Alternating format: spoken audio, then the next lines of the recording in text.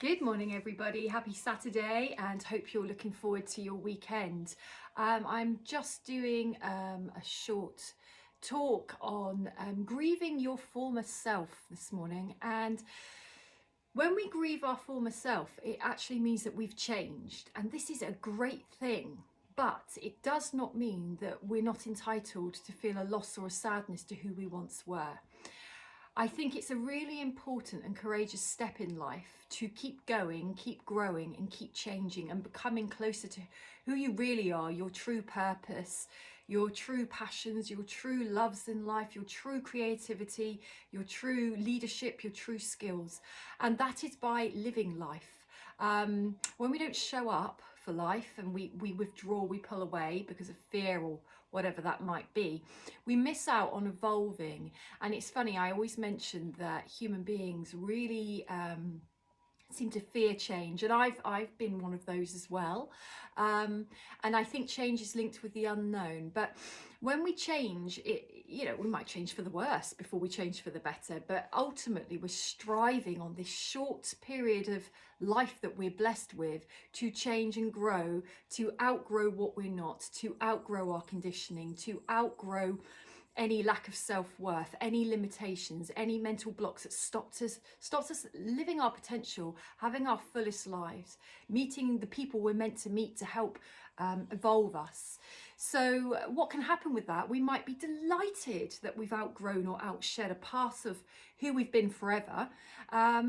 But that doesn't mean that we won't ultimately feel some kind of grief or loss. And I've had this where I've been delighted to go, I can't believe I made it past that. And then I became this person because of it.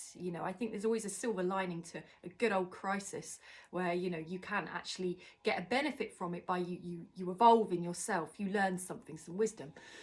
But there is that same thing of feeling a grief, a loss to what feels familiar, to what feels known. Even if that wasn't your best self, even if there's behaviours and parts that can be quite cringe, and you look back and think, what was I thinking? What was I doing? Or I didn't like that part of me. But we can still form some compassion or love for that part of our former selves, because those parts were important, even if they weren't our best parts. They were important because they helped us to get where we are.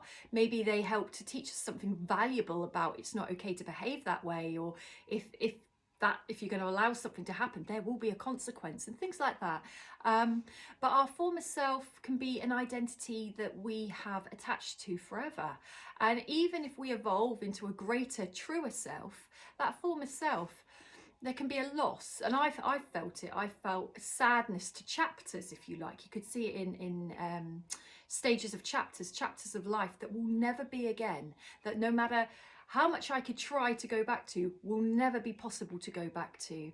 Even though I know it's absolutely for my best self not to go back to previous chapters, there can still be a sadness. That's okay. So grieving your former self, you can afford to look your former self in the eye, shake hands with yourself, congratulate yourself, thank those parts that got you through, understand with love and compassion those parts that sank, that couldn't get through, that got stuck, that maybe had some behaviours that weren't your best days, but it still served its purpose. The key is to allow change and to evolve. So by grieving our former self, feeling a loss to our former chapters actually is a great marker that we have changed, we have grown, something is different, we're doing it a different way, whether it's our physical life or whether it's our personality. Usually the two go together.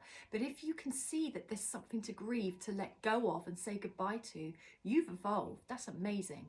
If you're finding that you're not grieving your former self because maybe you don't feel that you've changed hugely, maybe that's not happened yet or it's not been realised, don't worry. Start looking ahead. Who would you like to be?